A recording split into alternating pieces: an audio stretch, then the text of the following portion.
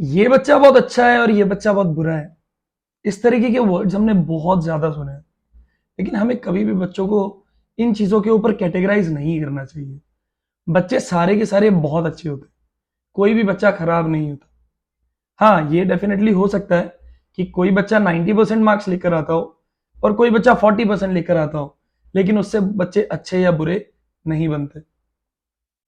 अच्छा और बुरा कुछ नहीं होता, राइट। डिफरेंसेस हो सकते हैं, जैसे कि एक बहुत मेजर डिफरेंस उनके बिहेवियर में हो सकता है। कुछ बच्चों का बिहेवियर बहुत एथिकल और बहुत फुल ऑफ वैल्यूज होता है, लेकिन कुछ बच्चों का बिहेवियर ऐसा नहीं होता, and that is more down to their parental upbringing, right. So the way their social background is, the way they learn, ये सारी चीजें उस पर डिपेंड करती हैं।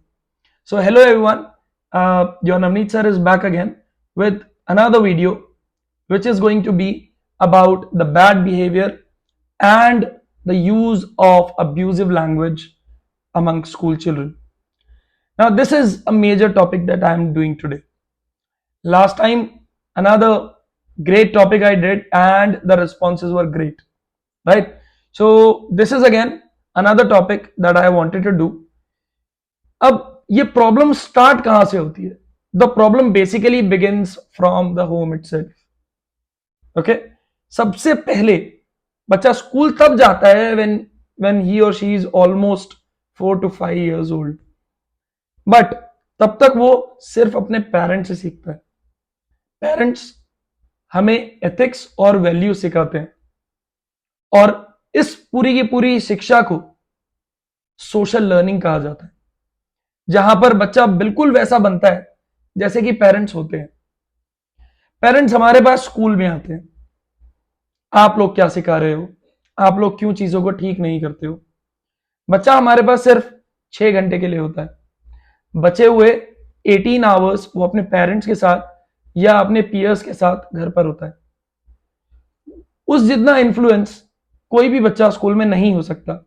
रिस्पॉन्सिबिलिटी डेफिनेटली स्कूल और टीचर्स की होती है, और टीचर्स और स्कूल पूरी तरीके से इसके ऊपर कोशिश भी करते हैं, लेकिन हमेशा ऐसा कर पाना पॉसिबल नहीं होता, depending upon how great the influence is upon the child, जहां पर वो अपने पीयर्स या उसके सोशल बैकग्राउंड में इन्वॉल्व है।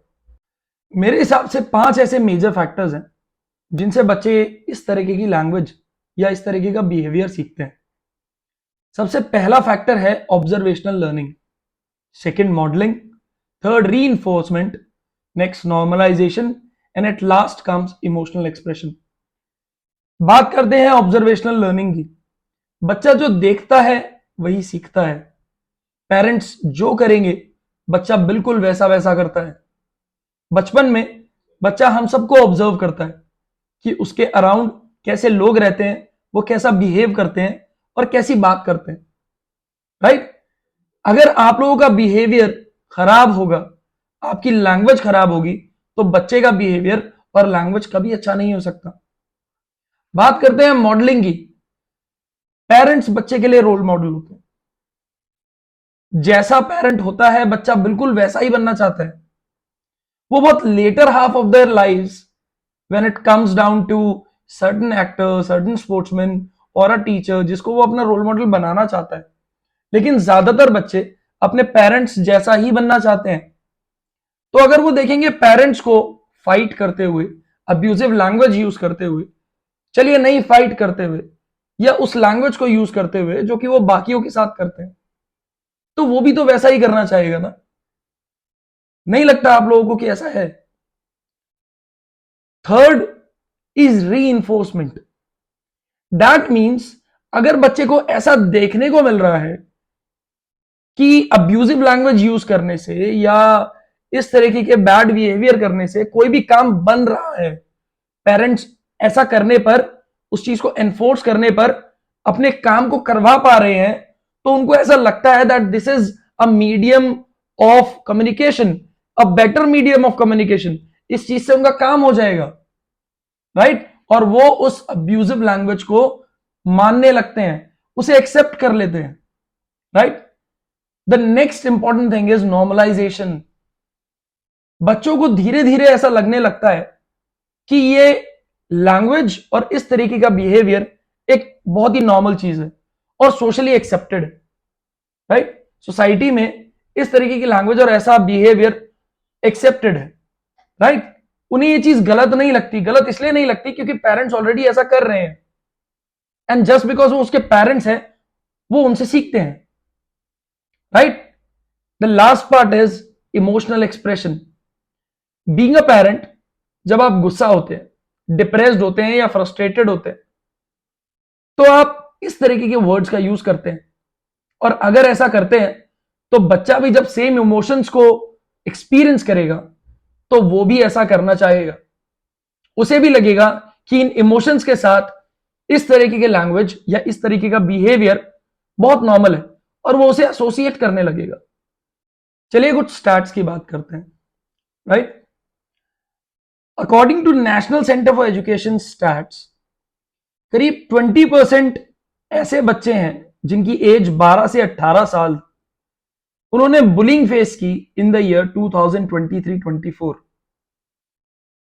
ये पूरे कैलेंडर ईयर के स्टैट्स हैं।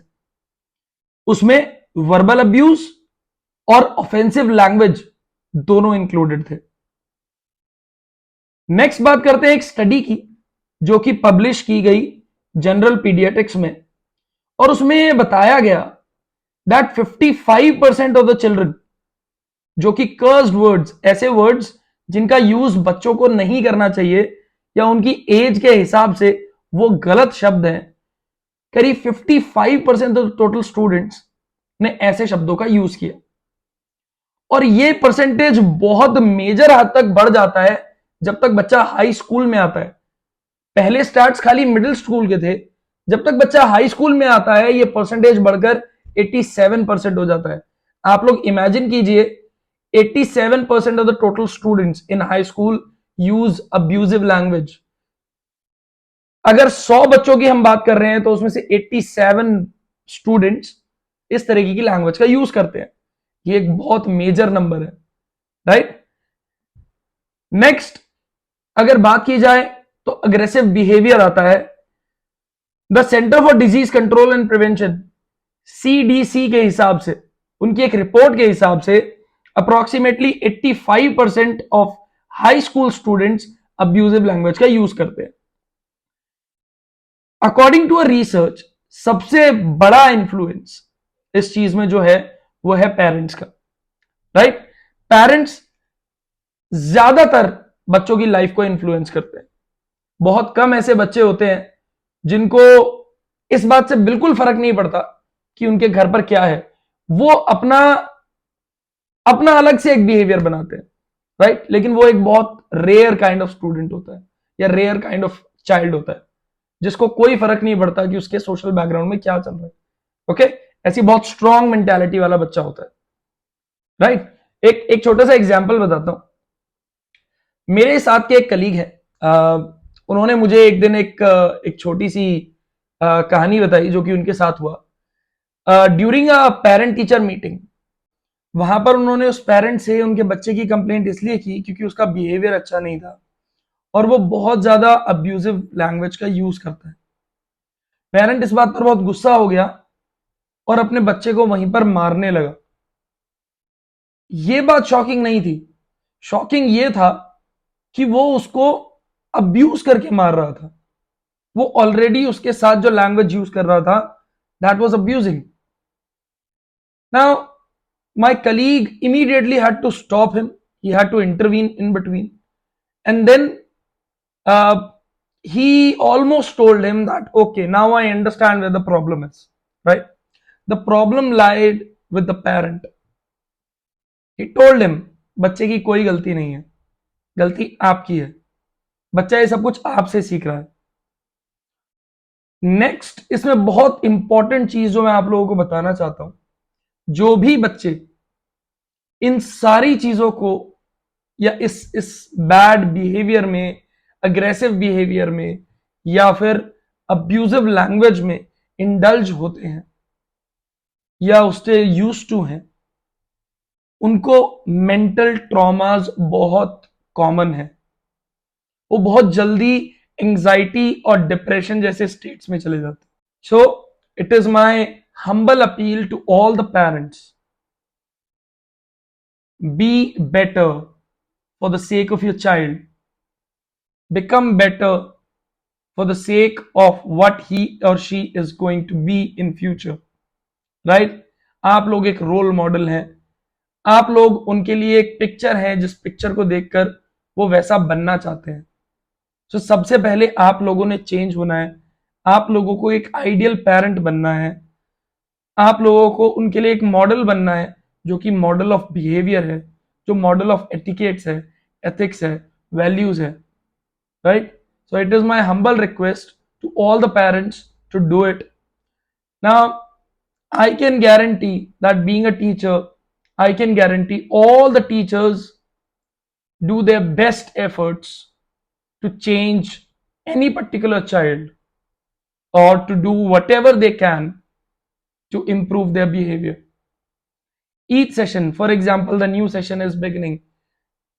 Me, along with my fellow teachers, we will again work really hard to inculcate all the good values in the students. लेकिन पेरेंट्स का बहुत मेजर रोल इसमें होता है। अगर आप लोग हमारा साथ नहीं देंगे तो बच्चे कभी भी इस चीज से नहीं बाहर निकल पाएंगे। So make sure you do it. So thank you so much for watching this video and do like, subscribe and comment on this video. मुझे और बताइएगा कि आप लोगों को और किस तरीके की वीडियोस पसंद है। अनदर इंपॉर्टेंट अपडेट जो कि मैं अपने स्टूडेंट्स को देना चाहता हूँ is very soon, after 1 or 2 videos I am going to start uploading the videos related to the CBSE courses. For example, standard 9, 10th, 11th and 12th, I'll be starting from there. So do subscribe more so that you will be up to date to whatever we are going to do. Thank you so much and God bless you all.